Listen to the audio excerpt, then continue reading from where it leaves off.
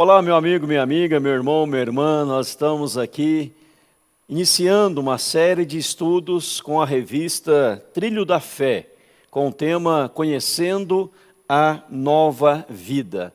O nosso propósito nestas aulas, nosso propósito nessas ministrações, é poder trazer ao seu coração uma série de estudos que você possa exercer, aprender aí com a sua família, com seus amigos, possa também compartilhar com outras pessoas. Bem-vindo ao Trilho da Fé da Igreja Presbiteriana Central de Cascavel, uma parceria nossa com a Igreja Presbiteriana de Manaus, onde recebemos este conteúdo, adaptamos algumas coisas, e estamos juntos aí nessa caminhada com o objetivo de instruir.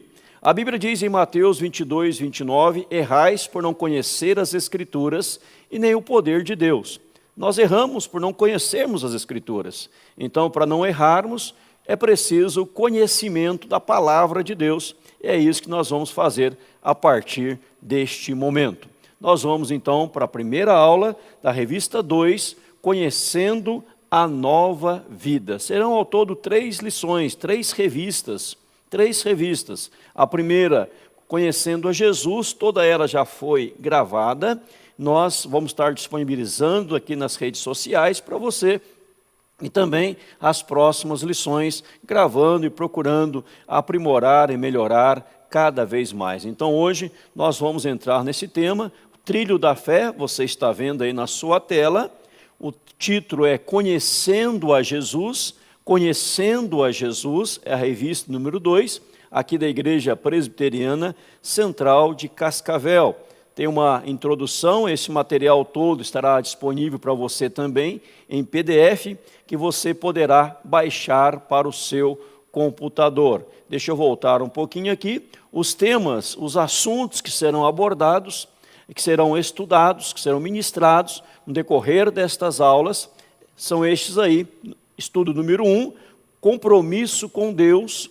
Estudo 2, vencendo os obstáculos. Estudo 3, nosso alimento espiritual. Estudo 4, o prazer da intimidade com Deus. 5, o Espírito Santo, Deus que habita em nós. 6, a igreja, o corpo de Cristo. 7, você, uma testemunha de Cristo. Perceba, são 7 estudos, 7 lições para trazer edificação para a sua vida, conhecimento da palavra do Senhor, e você poderá estar estudando estes assuntos um por dia, e assim abençoar a sua vida e da sua preciosíssima família.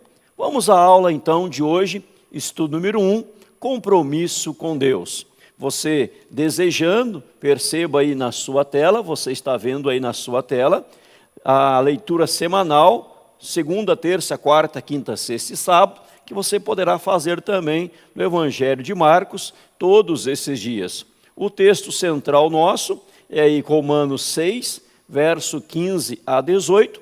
Eu vou ler para você aqui na minha Bíblia, Romanos capítulo 6, verso 15 a 18, para essa nossa introdução. Romanos 6, verso 15 e 18, que diz assim: E daí? Havemos de pecar porque não estamos debaixo da lei e sim da graça? De modo nenhum. Não sabeis que daquele a quem vós ofereceis como servos para obediência, desse mesmo a quem obedeceis sois servos, seja do pecado para a morte ou da obediência para a justiça? Mas graças a Deus, porque outrora escravos do pecado, contudo viestes a obedecer de coração à forma de doutrina a que fostes entregues. E, uma vez libertados do pecado, fostes feitos servos da justiça. Uma vez libertados do pecado, fostes feitos aí servos da justiça. Então, o tema desta aula nossa aqui, que você está estudando comigo, é o tema compromisso com Deus. Compromisso com Deus. Há aqui um princípio, vamos ler este princípio juntos aqui na tela. Veja aí na sua tela, este princípio que eu quero destacá-lo aqui. Seguir a Jesus em novidade de vida é um compromisso de obediência que gera o desejo de viver em santidade, em fidelidade e serviço. Esse desejo, então, em viver em santidade, fidelidade e serviço. É bom destacar, você está recebendo material também em PDF, você pode acompanhar todo ele, que Deus em Cristo nos transformou para quê? Deus em Cristo, dá um destaque nesta frase aqui para você da nossa aula, Deus em Cristo nos transformou para uma nova vida. Nós somos transformados em Cristo para uma nova vida.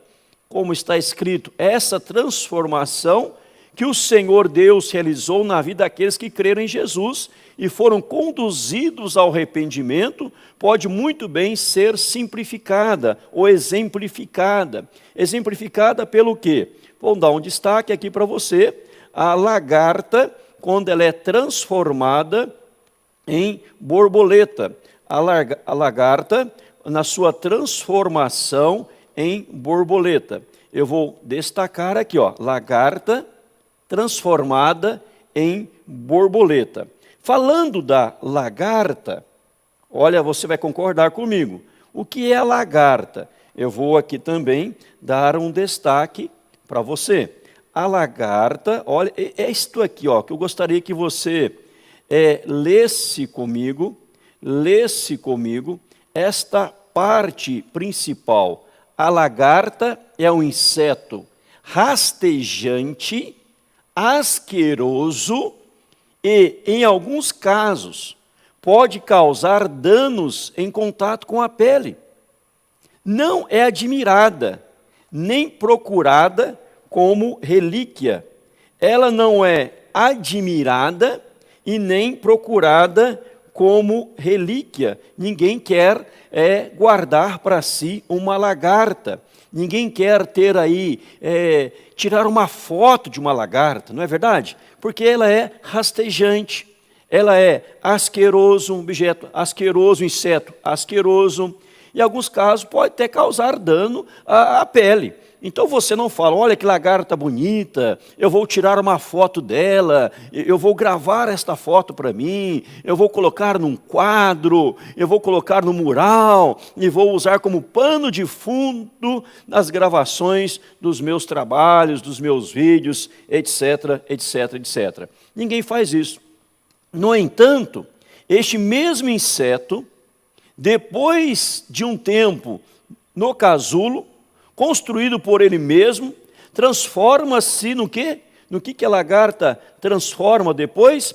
Ela transforma numa belíssima borboleta. Olha aqui, ele mesmo transforma-se numa bela, colorida, admirada, procurada e valiosa borboleta. Então a lagarta aqui, ela se transforma numa bela e maravilhosa, admirada borboleta. Depois de um tempo no casulo, veja destaque aí, construído por ele mesmo, a lagarta, transforma-se numa bela, colorida, admirada, procurada, valiosa borboleta. Então o que rastejava, que era repelido, o que aconteceu? Vou dar um destaque para você novamente, nessa nossa introdução ao assunto de hoje, que é o assunto aí do compromisso com Deus. Compromisso com Deus. Onde está aí, ó? O que rastejava e era repelido, agora voa com graça e leveza, tocando as flores, desfilando a perfeição de suas cores. Então veja que ela agora, ela está desfilando, vou marcar aqui para você, aqui, desfilando, aí, a perfeição de suas cores. Desfilando a perfeição de suas cores. Agora você vê um quadro das borboletas, de uma borboleta, da sua beleza, da sua graça, da sua leveza. Por quê? aquilo que rastejava, agora está voando. Passou pelo quê? Uma transformação.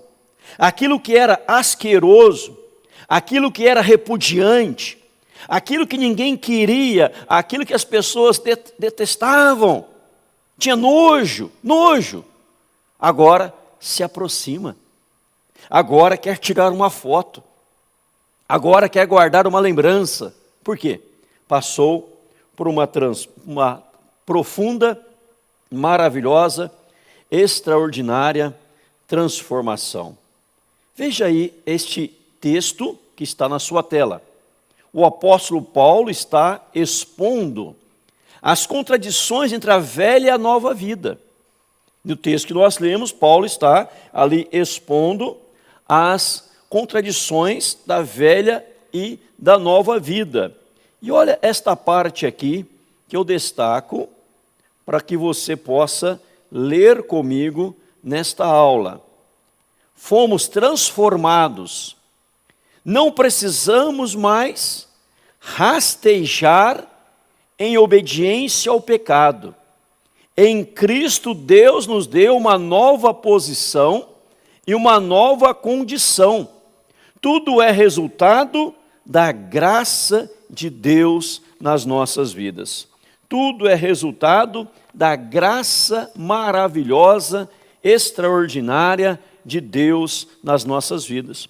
Tal como a lagarta passou pela transformação da borboleta, quando tivemos o encontro com Cristo, nós passamos também por esta transformação, gerando agora em nossa vida santificação, nós vamos ver no decorrer, gerando fidelidade e gerando serviço. Agora estamos aí para servir ao Senhor, Mas este ato aqui, compartilhar, é bom que você entenda muito bem isto aqui, antes de irmos para frente. Entenda isto aqui, ó.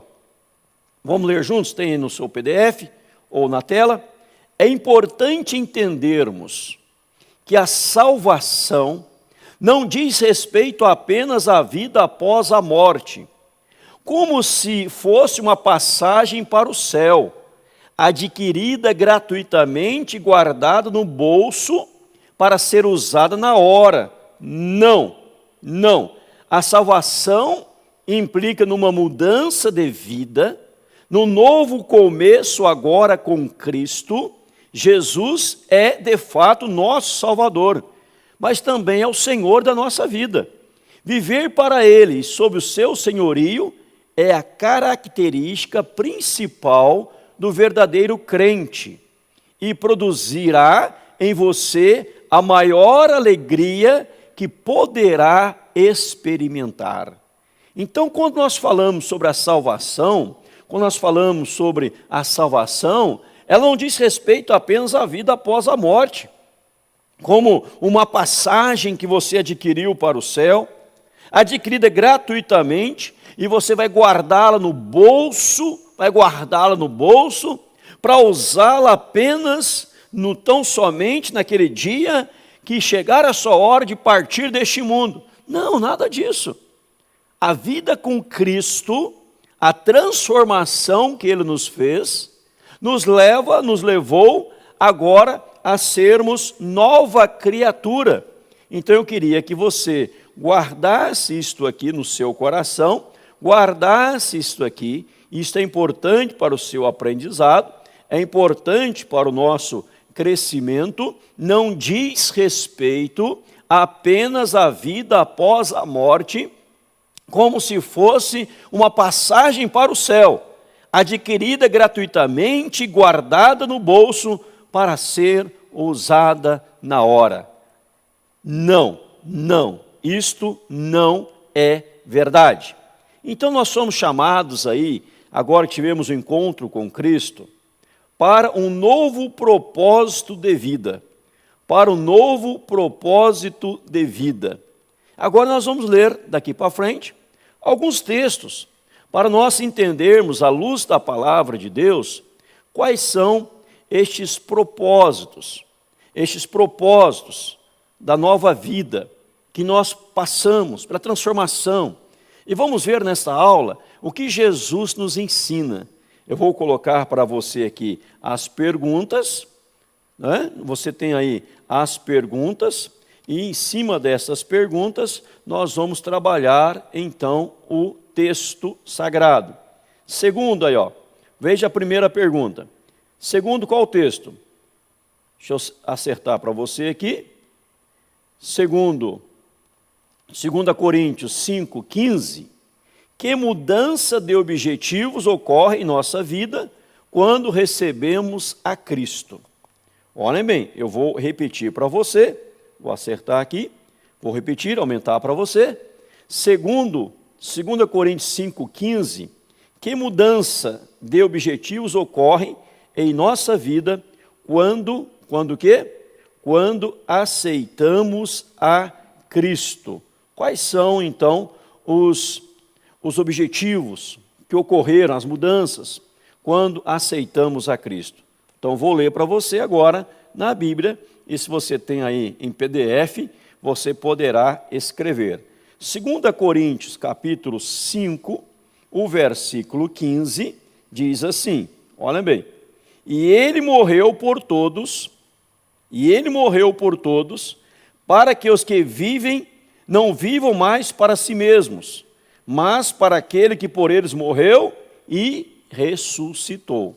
Então eu vou repetir para você, 2 Coríntios 5,15, e ele, Jesus, morreu por todos, para que os que vivem não vivam mais para si mesmos, mas para aquele que por eles morreu e ressuscitou.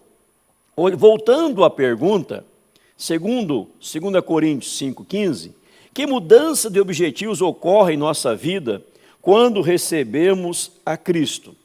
Resposta: não viver mais para si mesmo, mas viver agora para Ele. Porque o texto sagrado diz, olha, assim para que os que vivam não vivam mais para si mesmos, mas para aquele que por eles morreu e ressuscitou. Agora então eu não vou, o primeiro objetivo, o primeiro propósito dessa mudança, antes eu vivia para mim mesmo, eu vivia para os meus gostos, o meu egoísmo, a minha vontade, as minhas coisas, e agora não, agora eu vou viver para Ele. Primeiro objetivo, primeiro propósito, nessa mudança de vida, passar a viver agora para Cristo Jesus, o Senhor. Não é mais para você. Agora eu vou viver esta vida para o Senhor Jesus Cristo. Amém? Então esse é o primeiro. Vamos então para a segunda pergunta. Se a nossa meta, olha aí, se a nossa meta, pergunta 2, é viver para a glória de Deus, como isso pode se dar na prática? De acordo com Colossenses 1, verso 10 e versículo 11. Colossenses 1, verso 10 e verso 11, está escrito, a fim de viverdes de modo digno do Senhor, para o seu inteiro agrado, frutificando em toda boa obra e crescendo no pleno conhecimento de Deus, sendo fortalecidos com todo o poder, segundo a força da sua glória, em toda perseverança e longanimidade, com alegria.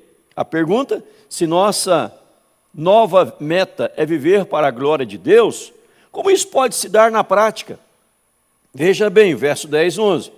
Para viver de modo digno do Senhor. Então eu vou viver, em primeiro lugar, de modo digno do Senhor. A minha vida cristã agora tem que ser digna, para viver de modo digno do Senhor. Ele morreu por mim, Ele ressuscitou por mim, Ele pagou o preço por minha vida. E agora então minha vida, meu compromisso, eu quero viver de modo digno do Senhor. O que mais? Para o seu inteiro agrado. Eu vou procurar agora viver uma vida Você pode escrever aí, viver para o inteiro agrado de Deus. Eu vou viver uma vida agora que traga prazer, que traga, que eu possa agradar o coração de Deus. O que mais? O texto segue. Frutificando em toda boa obra. Eu vou viver uma vida dando frutos, frutificando. Eu vou ter uma vida frutífera. Eu vou frutificar. Fruto é sinal de vida. Aonde tem vida, gera fruto. A vida gera fruto. O fruto é consequência da vida. Então a minha vida será frutífera. Lá em João, capítulo 15, verso 16, Jesus disse assim: não foste vós quem escolhestes a mim, pelo contrário, eu vos escolhi a vós outros e vos designei para que vades e deis fruto.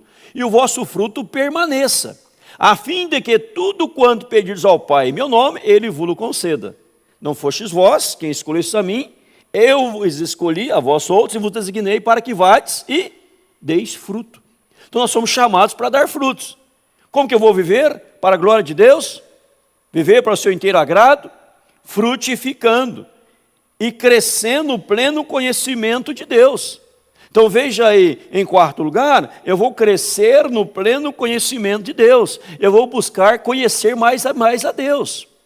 Eu quero prosseguir em conhecer o Senhor. Eu não quero ter um conhecimento raso, superficial de Deus. Compromisso com Deus. Eu preciso conhecê-lo mais. Eu preciso saber quem é Deus. Eu preciso me aprofundar neste conhecimento. Porque se eu não me aprofundo neste conhecimento, não adiantou nada. Eu fico no raso, no superficial. Eu vou me aprofundar. Verso 11. Sendo fortalecidos com todo o poder, segundo a força da sua glória, com toda perseverança, longanimidade e alegria. Fala para ser fortalecido com o poder, segundo a força da sua glória, com perseverança e longanimidade, com alegria. Ou seja, a alegria fará parte da minha vida em todo momento. A alegria fará parte da minha vida em todo momento, mas com perseverança e longanimidade. O que é perseverança e longanimidade? Longanimidade é aquela paciência longa, é aquela paciência grande. Então eu vou ser paciente, eu vou me esforçar para conhecer mais, eu vou me esforçar para agradar mais o Senhor. Como Ele fez tudo por mim, agora eu quero fazer tudo para Ele. Eu estou em aliança com Deus. Eu tenho uma aliança com Deus. Eu tenho um compromisso com Deus. Então eu vou perseverar nisso. Eu sei que eu vou enfrentar lutas, provas, dissabores, dificuldades. Sim, é verdade. Mas eu vou progredir com perseverança. Você não vai desistir.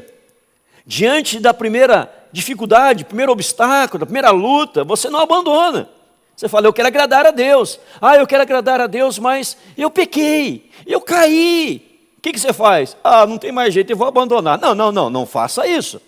Você fala, Senhor, eu peço perdão. E você pede o perdão de Deus. E você recebe o perdão de Deus. A Bíblia fala, se confessarmos os pecados, Ele perdoa. Você confessa, perdoa e levanta e fala, Senhor, eu vou continuar batalhando. Eu vou continuar lutando. Porque eu quero agradar o coração do Senhor. Eu estou em compromisso com o Senhor. Eu estou em aliança com o Senhor. Então estou seguindo na tua presença em nome de Jesus. Amém? Então você está aprendendo aí, se a nossa nova meta é viver para a glória de Deus, como isso pode se dar na prática de acordo com Colossenses 1:10 e 11, e você ouviu já isto aí. E agora irei me tornar um discípulo que obedece ao Senhor. Veja, esta expressão aqui, obedece. Eu preciso obedecer ao Senhor. A pergunta terceira, muito importante, eu queria que você na sua Bíblia marcasse, desse um destaque na sua Bíblia, a este texto de 1 Samuel 15, verso 22. A pergunta é, que relação 1 Samuel 15, 22 estabelece entre os rituais religiosos e a obediência a Deus? Vamos ler lá? Está com a sua Bíblia aí? Você pode pausar, pegar a Bíblia, abrir, depois solta o vídeo.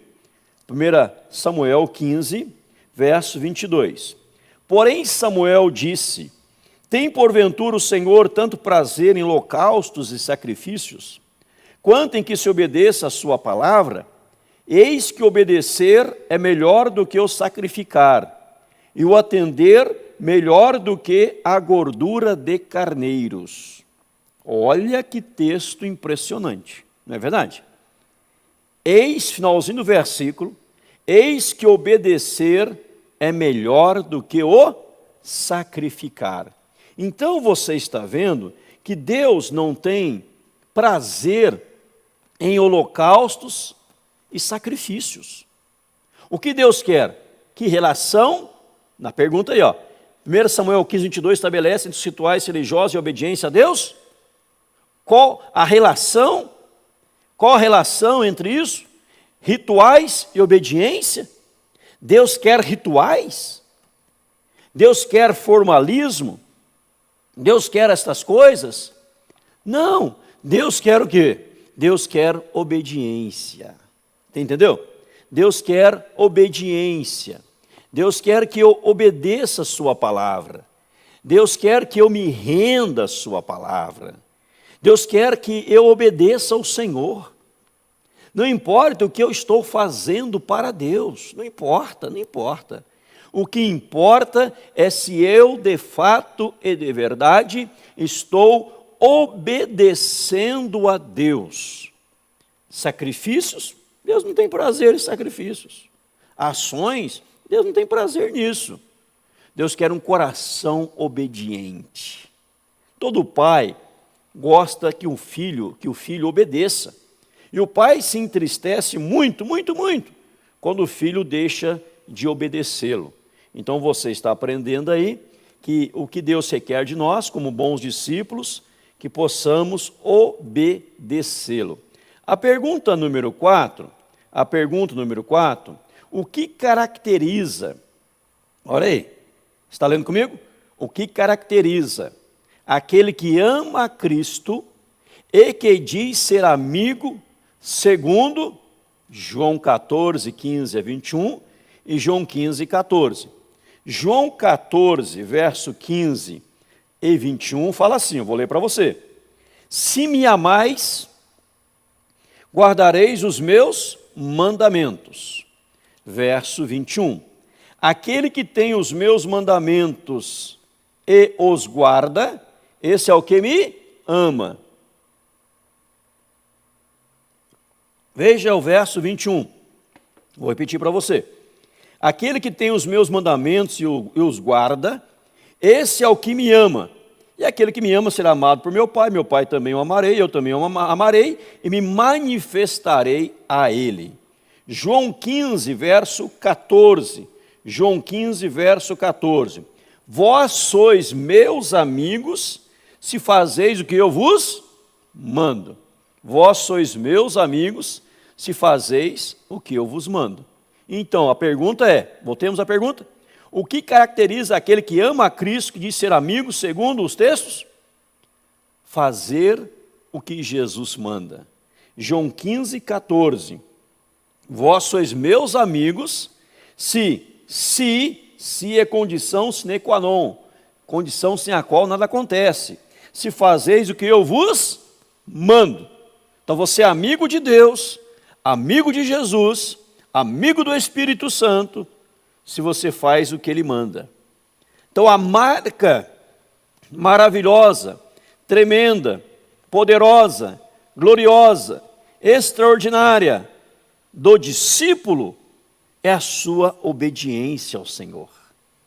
Eu passei pela transformação, eu passei por uma renovação espiritual, eu passei por esta lapidação, e agora então eu preciso amar ao meu Senhor, eu preciso amar, mas eu preciso obedecer ao meu Senhor, porque se eu falar que eu amo ao Senhor e não obedeço, nada adianta. Neste compromisso com Deus, o tema então aqui é compromisso com Deus, gera agora uma vida de santidade. Veja que gerou a transformação. Antes eu procurava agradar a mim mesmo, meus prazeres, minhas vontades. Agora estou vivendo para agradar a Deus. Agora estou vivendo para honrar a Deus. Eu estou tendo uma vida de discipulado marcada pela obediência, não pela revolta, não pelo questionamento, não por indagações, mas por obedecer. Ele mandou, eu vou obedecer. Ele disse, está dito. Ele é o meu Senhor, Ele que manda, então eu vou obedecer.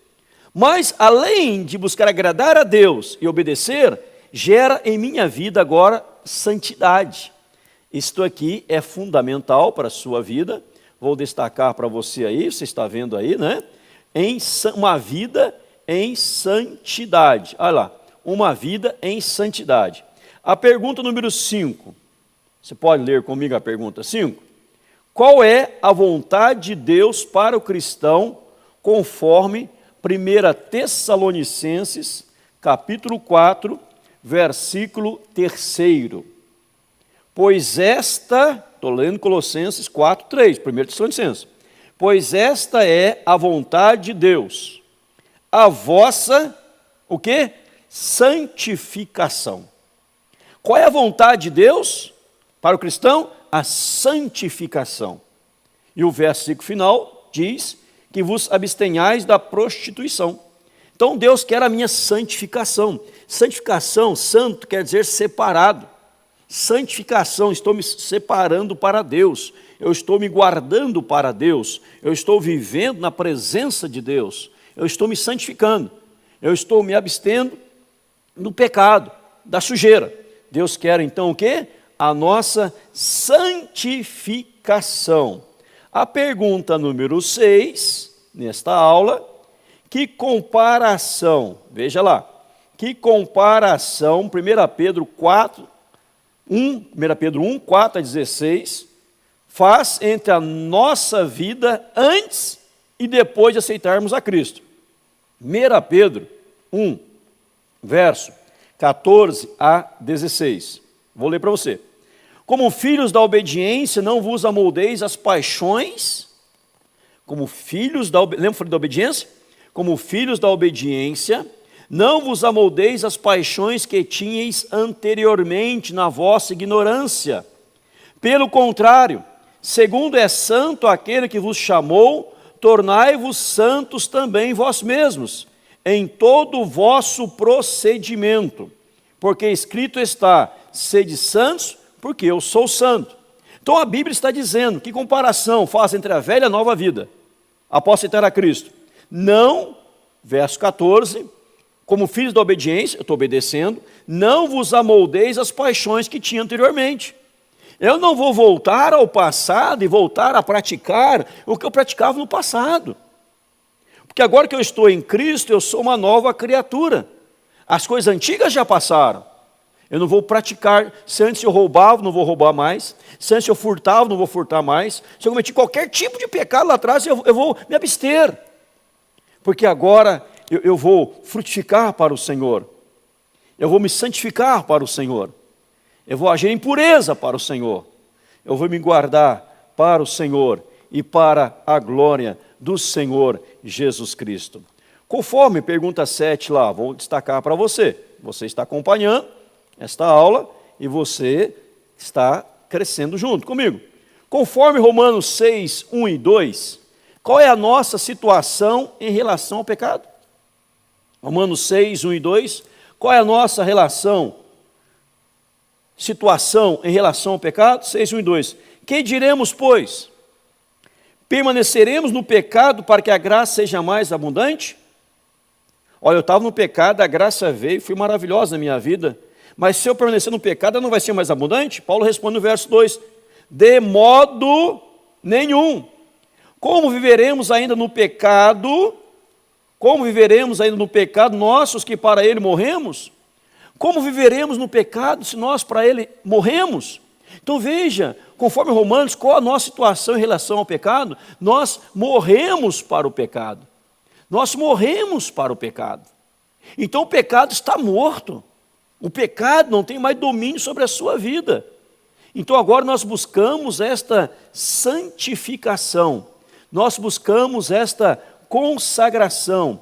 Nós buscamos esta mudança de vida para a nossa vida agora, em nome de Jesus. Então Paulo está dizendo aqui, olha, nós morremos para o pecado, nós abandonamos o pecado, nós estamos mortos para ele. Quando alguém morre, você não vai no túmulo lá, cavar, tirar a terra, tirar o caixão, abrir o caixão, tirar o morto. Não, está morto, está enterrado, está lá, você não vai mexer mais. Então o pecado, você está morto para o pecado. A pergunta 8ª, o que uma vida de santidade nos proporciona, conforme 2 Timóteo 2, 21. O que uma vida de santidade nos proporciona, conforme 2 Timóteo 2, 21. Assim, pois, se alguém a si mesmo se purificar destes erros, será utensílio, olha aí, para honra, santificado e útil ao seu possuidor, estando preparado para toda boa obra. Que maravilha, não é verdade? Então, o que uma vida de santidade proporciona? Conforme 2 Timóteo 2, 21. Assim, pois, se alguém a si mesmo se purificar destes erros, será utensílio para honra, santificado e útil para o seu possuidor, estando preparado para toda boa obra. Louvado seja Deus. Então, o que esta vida proporciona? Primeiro, você se torna, nos tornamos uma vida útil, um utensílio de honra. Vou repetir para você que este texto aqui tem que ler muitas vezes, muitas vezes. Se alguém a si mesmo se purificar destes erros da velha vida, será utensílio de honra. Então você é utensílio de honra. Está santificado. Você é útil para o seu Senhor. Deus vê você como uma pessoa útil para Ele. E você está preparado para quê? Para toda boa obra. Me torno útil ao Senhor, utensílio de honra, preparado para toda boa obra. É isso que uma vida de santidade nos proporciona. Mas você talvez poderá perguntar e questionar, e o lugar das obras? Onde ficam as obras? Qual é o lugar das obras? Vamos ler alguns textos e responder. O que Efésios 2:10 fala a respeito do papel das obras em nossa vida cristã? O que Efésios 2:10 fala a respeito do papel das boas obras em nossa vida cristã? Efésios 2:10 diz: somos feitura dele, criados em Cristo Jesus, para boas obras, as quais Deus de antemão preparou para que andássemos nelas. Então nós somos criados em Cristo Jesus para as boas obras, as quais Deus de antemão preparou para que nós andássemos nelas. Segundo Efésios, qual é o papel das boas obras? Fomos criados em Cristo para andar nelas. Então agora eu vou praticar boas ações, boas coisas, como gratidão a Deus pela minha transformação. Eu não sou salvo pelas obras, porque se você ler lá em Efésios 2, 9, fala não de obras.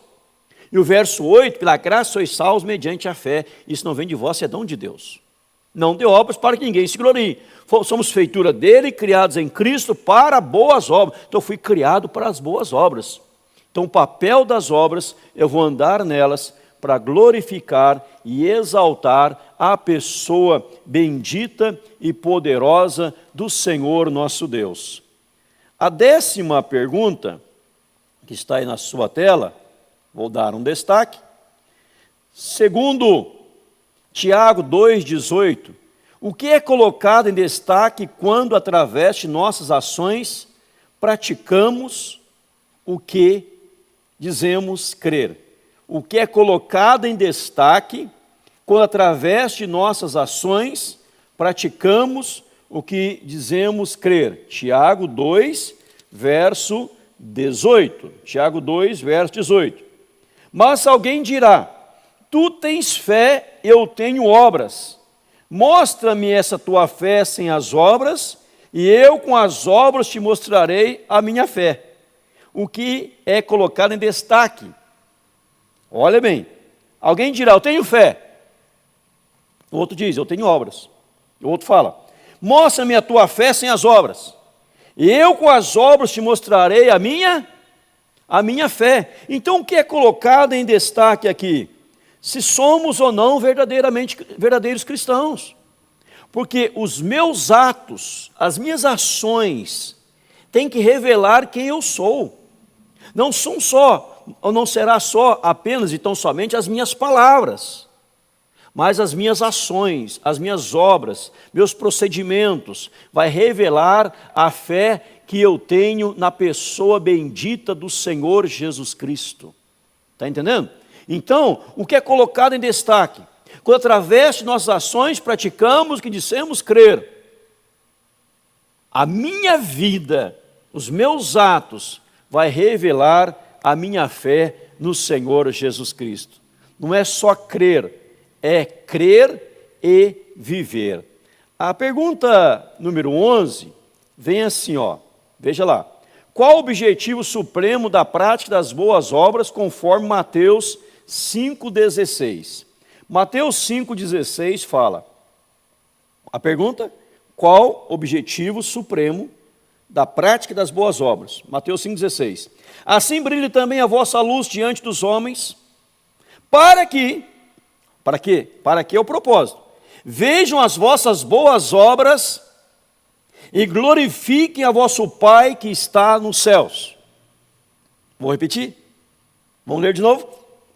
Mateus 5,16. Assim brilhe também a vossa luz diante dos homens, para que vejam as vossas boas obras e glorifiquem a vosso Pai que está nos céus.